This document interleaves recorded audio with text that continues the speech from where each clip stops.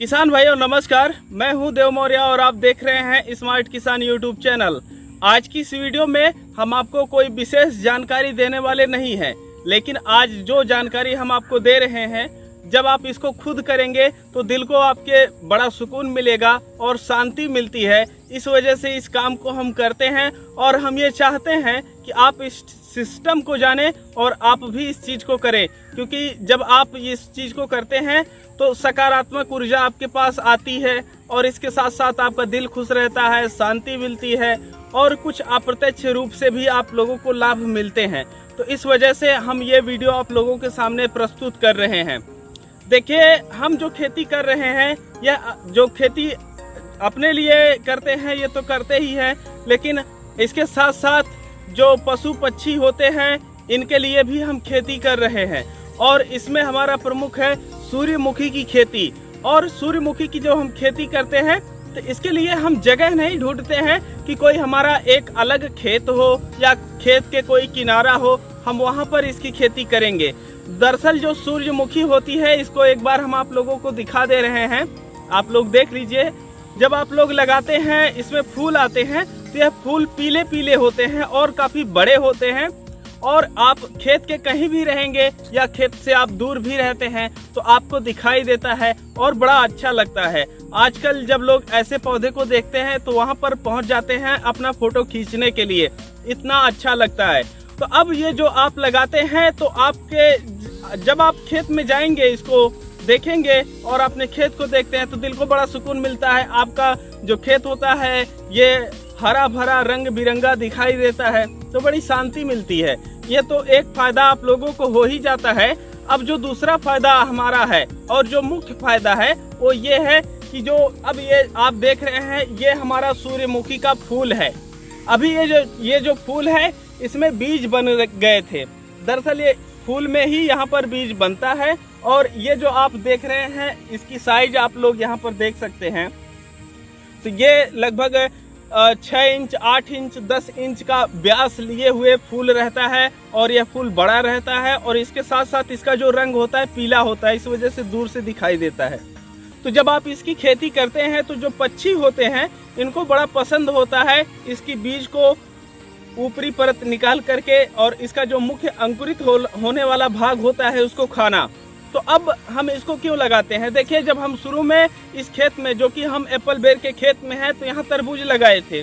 तो जब हमारा तरबूज थोड़ा सा बड़ा होने लगा था और उसी समय हम जो अपने सूर्यमुखी है इसकी बीज को हम डाल दिए थे। अब इसकी बीज हम कैसे बुआई किए थे? देखिए, आप देख रहे हैं यहाँ पर, ये हमारा जो खेत है, यहाँ पर नाली है जो कि सिंचाई के लिए हम बनाए थे। तो नाली के जो दोनों किनारे थे उस पे हम सूर्यमुखी के जो बीज हैं इसको डाल दिए थे। अब खेत में अन्य जगहों पर जहाँ पानी आसानी से पहुँच सकता है, जिससे इसके पौधे को पानी की पूर्ति होती रहे और कोई विशेष खाद की ज़रूरत नहीं होती है, खासतौर पे जब आप पक्षियों के लिए कर रहे हैं, क्योंकि वहाँ पर आपको क्वालिटी पे ज़्यादा ध्यान देना नहीं होता है। वो जो भी पाते हैं वो खाते हैं। तो खेत की जो नाली होती है उसके दोनों किनारों पे और इसके साथ साथ खेत की मेड़ों पर जिग जैग खेत में इस तरह से हम जो है इसकी बुआई कर देते हैं। तो यह अभी तो हमारे पीछे आप देख रहे हैं जो एप्पल बेर है ये काफ़ी बड़ी बड़ी हो गई है, इस वजह से दिखाई नहीं दे रहा है। और इस समय हम चाहते थे कि जब यह खा चुके रहें या खाते रहें तब हम वीडियो आप लोगों के लिए बनाएं ताकि आप लोग और अच्छे से समझ सकें।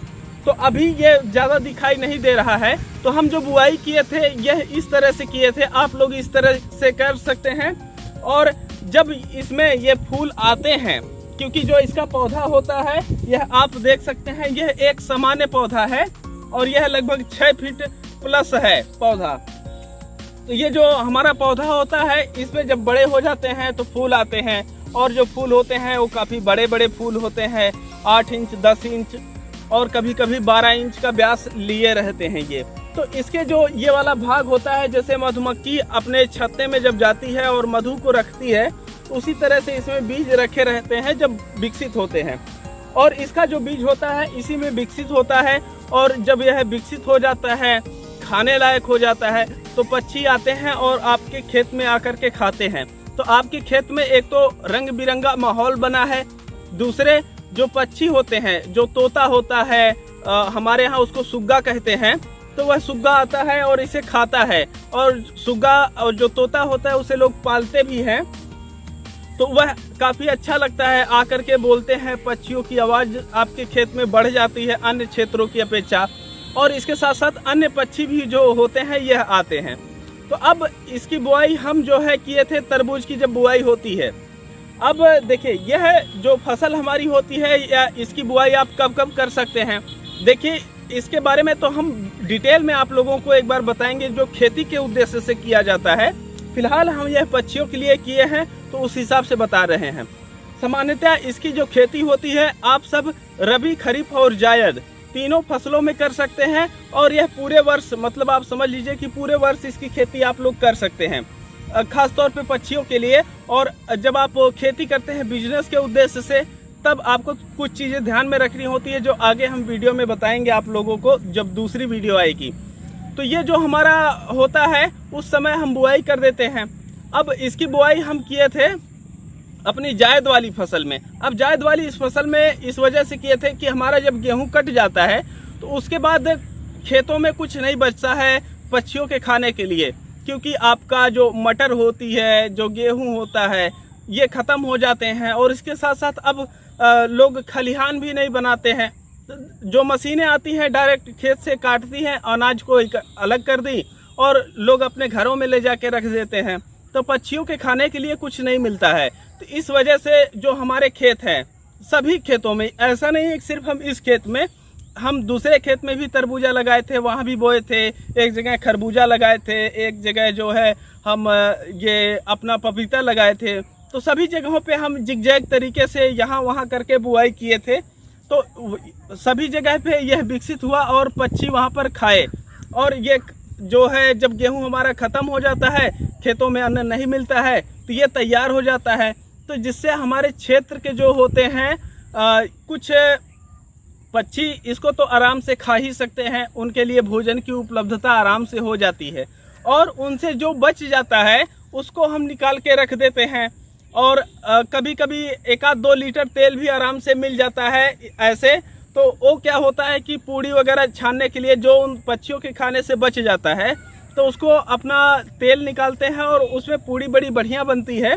और इसके साथ साथ बीज भी निकाल करके रख देते हैं, जिससे अगले जो सीजन में हम इसकी आराम से बुआई कर देते हैं। तो ये रहा हमारा इसके हिसाब से जो खेती होती है ये बताने का। और हम ये चाहेंगे कि आप लोग भी इसको करें, खास तौर पे जब गेहूं कट जाता है, ऐसे समय में जो अन्न होता है इसकी अनुपलब्धता जो है आपके खेतों में हो जाती है, तो पक्षियों के खाने के लिए कुछ नहीं मिलता है, तो पक्षी आते हैं। अब देखिए जब पक्षी रहेंगे तो आपके खेतों में रोग भी कम लगेगा, ये इसका तीसरा पक्ष है।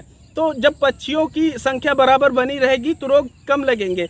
जो कीट आते हैं इनको पक्षी खाते भी हैं, तो जब पक्षी रहेंगे ही नहीं तो आपके फसलों में रोग और भी बढ़ जाएगा। तो ये जो तीसरा उद्देश्य है ये है। तो आप लोग अगर करना चाहते हैं तो इसको कर सकते हैं। और इसकी जो बीज होती है, कई किसानों का प्रश्न होगा कि कहाँ मिलेगी। देखिए ऐसा है कि जब आप इसकी बीज लेना चाहते हैं तो जो आपका बीज भंडार होता है, जहाँ पर खेती से संबंधित सामान मिलते हैं, खाद है आपका और बीज है, दवाएं हैं, वहाँ पर आप जाएंगे, आप कहेंगे कि हमें सूर्यमुखी का बीज दे दीजिए, तो वह दे देंगे। अब हम यहाँ पर कुछ चीज़ें आप लोगों को आगे दिखा रहे हैं और उसके बाद वीडियो की समाप्ति करेंगे। अभी हम आप लोगों को दिखा रहे हैं सूर्यमुखी का बीज। जैसा कि आप देख रहे हैं, यह सूर्यमुखी का एक छोटा सा फूल हमारे हाथ में है। यह जो काली काली आप देख रहे हैं यह बीज है, और ये जो बीज होते हैं इसमें अंदर पैक रहते हैं। इसका एक भाग दिखाई देता है जो हमारा बीज होता है, यह लंबाकार होता है। बाकी 3 भाग जो होते हैं वह हमें दिखाई नहीं देते हैं। तो आप देख रहे हैं कि यह इसी तरह से होते हैं, और जो पक्षी आते हैं वह इसके बीज को निकालते हैं और इसके काले आवरण को हटा देते हैं और उसके बाद खाते हैं। जो हमारा बीज होता है वह इस तरह से दिखाई देता है, यह पक करके तैयार है। अब जो हमारा फूल होता है, अगर हम एक स्वस्थ और अच्छे की बात करें तो वह अर्धगोलाकार आकृति का होता है, जैसा कि आप यहाँ पर देख पा रहे हैं। इसमें कुछ ही बीज बची है जो पक्षियों द्वारा छोड़ी गई है, बाकी सभी बीज को पक्षी खा गए हैं इसमें। और यह बड़े चाव से खाते हैं। आप देख रहे हैं कि जब इसमें बीज ख़त्म हो गए हैं तो उसके बाद जो बचा हुआ भाग था उसको भी ये खा गए हैं।